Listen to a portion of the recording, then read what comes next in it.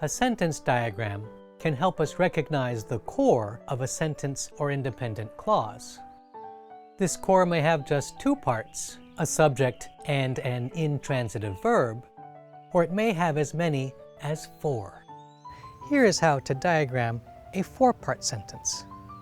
Hi, this is Thomas from Cozy Grammar, and the four parts of a four-part sentence are a subject, a transitive verb, a direct object, and an objective complement. For example, the wooden support keeps the old tree stable. Let's see what a diagram of this sentence looks like. The four main parts of the sentence go above the baseline. The main subject, support, the transitive verb, keeps, the direct object, tree, and the objective complement, stable. This is the core of our sentence.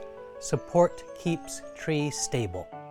The modifiers, as always, go below the sentence.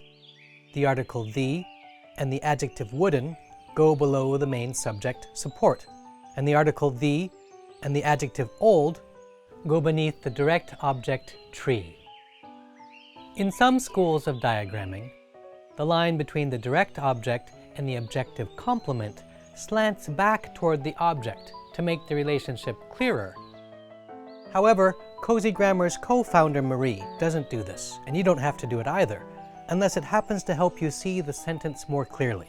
That's all that really matters. See how the diagram helps us see the key parts of the sentence?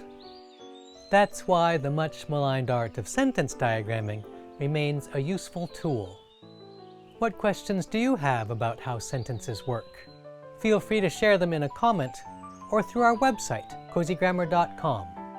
We'll help keep your understanding stable and strong.